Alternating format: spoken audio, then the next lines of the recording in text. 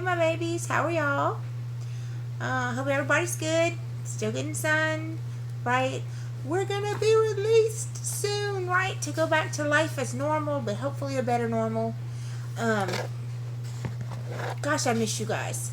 We have to go into work for a few days this week, and it's gonna be weird without you guys. But of course, we're always praying for you, and hopefully you're praying for us, and life resumes back to normal, right? It's very soon. Hopefully a lot of you will be able to go to church this weekend. I'm super excited like a kid at Christmas that I finally get to go back.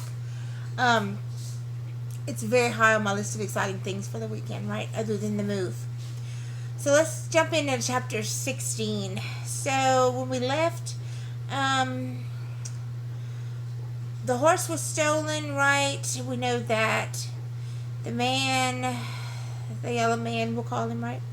He took the horse on purpose, right? He's trying to bargain with the family, trying to get the family to go back and find Winnie by using the horse as kind of like bait or whatever, right?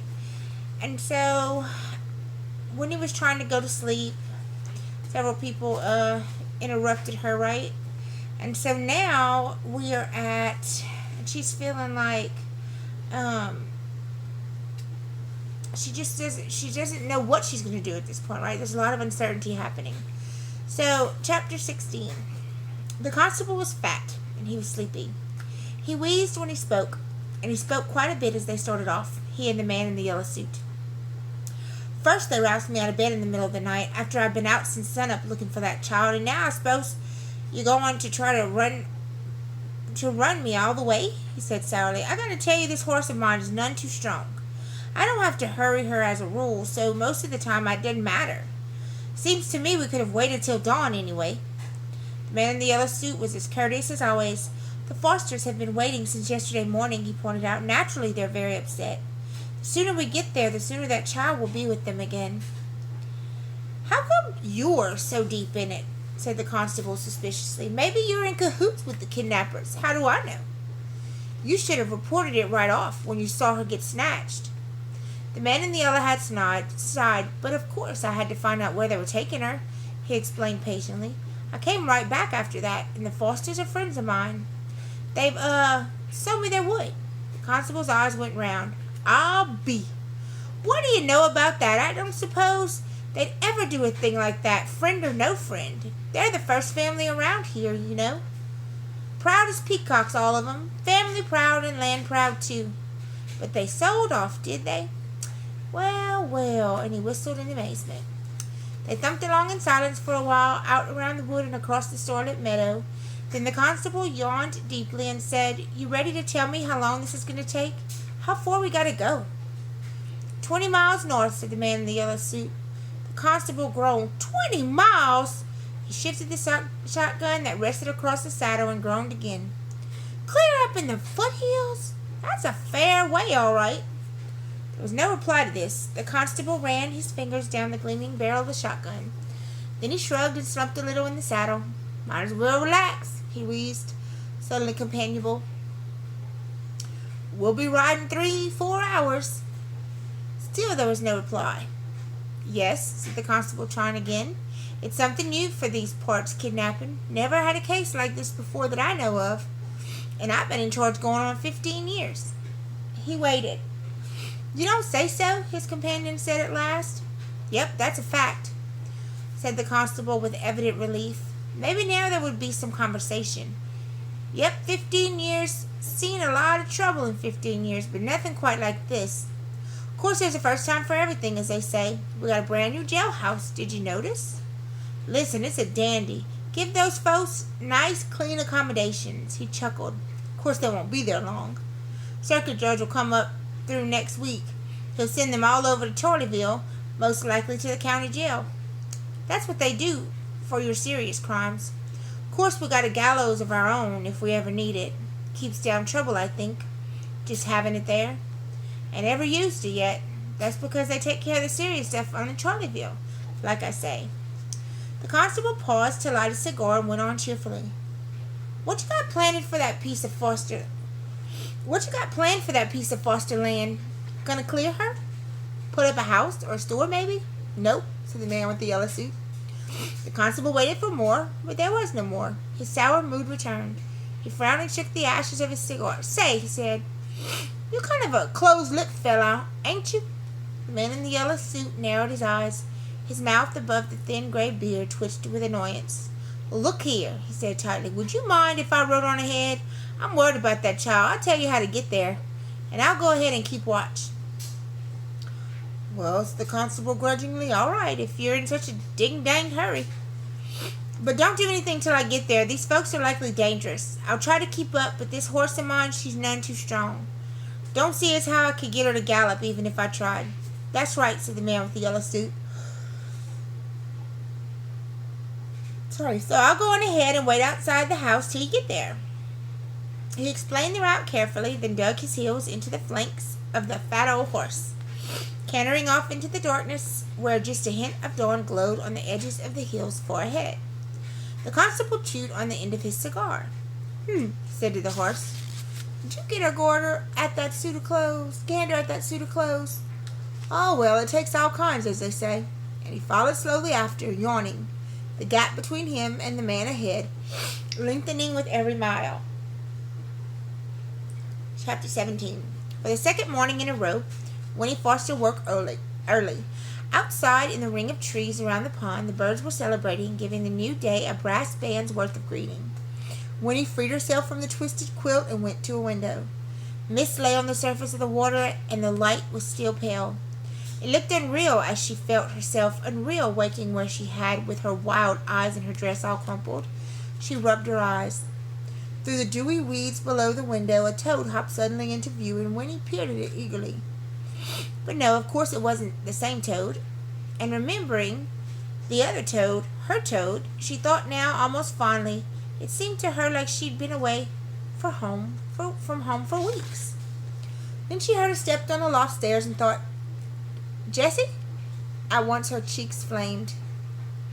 But it was Miles. He came up into the parlor, and when he saw that she was up, he smiled and whispered, "Good, you're awake. Come on, you can help me catch some fish for breakfast." This time, Winnie was careful not to make a noise when she climbed into the rowboat. She made her way to her seat in the stern, and Miles handed her 2 old cane poles. "Watch out for the hooks," he warned, and a jar of baked pork fat cut into little pieces. A big brown night moth fluttered out from under the oar blades, propped beside her on the seat, and wobbled off nowhere through the fragrant air. From the bank, something plopped into the water. A frog. There are so many frogs in this book. Seriously. Winnie caught just a glimpse of it as it scissored away from shore. The water was so clear that she could see tiny brown fish near the bottom, flicking this way and that. Miles pushed the rowboat off and sprang in, and soon they were gliding up toward the near end of the pond where the water came in from the stream. The locks grated as the oars dipped and swung, but Miles was skillful. He rowed without a single splash. The dripping from the blades as they lifted sent rows over overlapping circles, spreading silently behind them. It was very peaceful. "They'll take me home today," thought Winnie. She was somehow certain of this, and began to feel quite cheerful. Excuse me, you guys. She had been kidnapped, but nothing bad had happened. And now it was almost over. Now, remembering the visits of the night before, she smiled and found that she loved them. The Smokes' peculiar family. They were her friends, after all, and hers alone. "How'd you sleep?" Miles asked her. "All right," she said. "That's good. I'm glad. Ever been fishing before?" "Nope," she told him. "You'll like it. It's fun." And he smiled at her.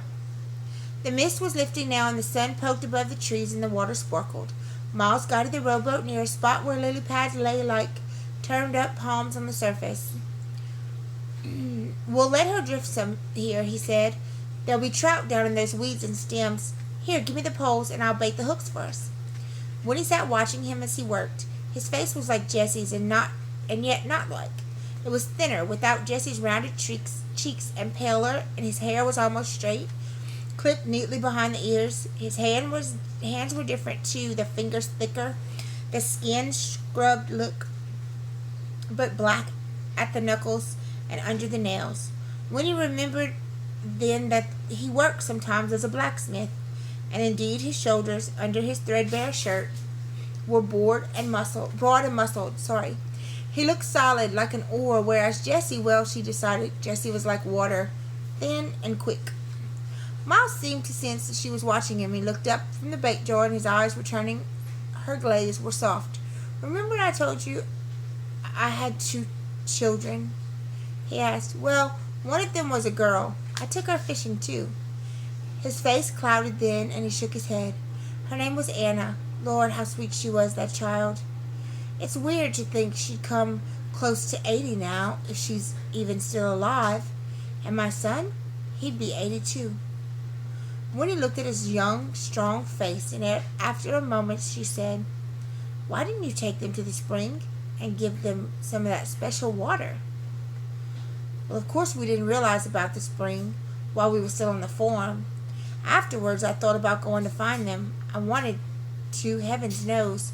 But Winnie, how did it have been if I had? My wife was nearly 40 by then. And the children, well, what was the use? They've been near growed themselves. They had a pa close to the same age they was. No, it had all been so mixed up and peculiar it just wouldn't have worked. Then Pa, he was dead set against it anyway. The fewer people know about the spring, he says, the fewer there are to tell about it. Here's your pole. Just ease the hook down in the water. You'll know when you get a bite." When he clutched her pole, sitting sideways in the stern, and watched the baited hook sink slowly down. A dragonfly, a brilliant jewel, darted up and paused over the lily pads, then swung up and away. From the nearest bank, a bullfrog spoke. "There certainly are a lot of frogs around here," Winnie observed. Smart Winnie. "That's so. They keep coming, too, long as the turtles stay away. Snappers now, they'll eat a frog soon as I look at them." So snappers are now Miss Carolyn's best friends. Winnie thought about this peril to the frogs and sighed. "It'd be nice," she said, "if nothing ever had to die." "Well, now, I don't know," said Miles. "If you think on it, you come to see there'd be so many creatures, including people, we'd all be squeezed in right up next to each other before long." Winnie squinted out her fishing line and tried to picture a teeming world. She said, "Yes, I guess you're right." Suddenly the cane pole jerked in her hands and bent into an arch. Its tip dragged down nearly to the water surface. Winnie held on tight to the handle, her eyes wide. "Hey," cried Miles, "look here. You got a bite. Fresh trout for breakfast, Winnie." But just as suddenly as the pole whipped straight up again, the line went slack. "Shucks," said Miles, "it got away." "I'm kind of glad," Winnie admitted, easing her rigid grip to the butt of the pole. "You fish, Miles. I'm not so sure I want to." And so they drifted for a little longer. The sky was blue and hard now. The last of the mist dissolved, and the sun, stepping higher above the trees, was hot on Winnie's back. The first week of August was reasserting itself after a good night's sleep. It would be another searing day. A mosquito appeared and sat down on Winnie's knee. She slapped at it absently, thinking about what Miles had said. If all the mosquitoes lived forever, and if they kept on having babies, it would be terrible. The Tucks were right. It was best if no one knew about the spring, including the mosquitoes. She would keep the secret. She looked at Miles, and then she asked him, "What will you do if you've got so much time?" "Someday," said Miles, "I'll find a way to do something important." Winnie nodded. That's what she wanted. "The way I see it," Miles went on, "it's no good hiding yourself away like Pa and lots of other people. And it's no good thinking of your own pleasure either. People got to do something useful if they're going to take up space in the world." "But what will you do?" Winnie persisted. "I don't know yet," said Miles. "I ain't had no schooling or nothing, and that makes it harder." Then he set his jaw and added, "I'll find a way, though. I'll locate something." Winnie nodded. She reached out and ran her fingers across the lily pad that lay on the water beside the boat. It was warm and very dry, like a blotter, but near its center was a single drop of water, round and perfect. She touched the drop and brought her fingertip back wet, but the drop of water, though it rolled a little, remained as round and perfect as before. And then Miles caught a fish. Then it flopped in the bottom of the boat, its jaw working, its gills fanning rapidly. Winnie drew up her knees and started at it. stared at it. Sorry. It was beautiful and horrible too, with gleaming rainbow-colored scales and an eye like a marble beginning to dim even as she watched it. The hook was caught in its upper lip, and suddenly Winnie wanted to weep. "Put it back, Miles," she said, her voice dry and harsh. "Put it back right away." Miles started to protest, and then, looking at her face, he picked up the trout and gently worked back the barbed hook free. "All right, Winnie," he said. He dropped the fish over the edge of the boat. It flipped its tail and disappeared under the lily pads. "Will it be all right?" asked Winnie, feeling foolish and happy both at once. "It'll be all right," Miles reassured her, and then he said, "People gotta be meat eaters sometimes, though. It's the natural way, and that means killing things." "I know," said Winnie weakly, "but still." "Yeah," said Miles, "I know. It's a necessary evil, right? That we have to kill some things to be able to feed ourselves as humans. Those of you hunters know all about that, right?" So, interesting. Winnie still doesn't know, yet if she, I don't think she wants to accept the fact that she's settled. She's becoming settled with the family. She's got a lot of uncertainties going on. She hears the family talking about the good and bad things about having drunk water from the spring, right? So I'm going to go ahead and tomorrow I'm going to read the next 2 or 3 chapters so that we can try to finish our book by Tuesday, right? I hope you guys enjoyed tonight's reading, and tomorrow will be even better, hopefully. Y'all have a good night. Get some sun tomorrow. Bye, guys.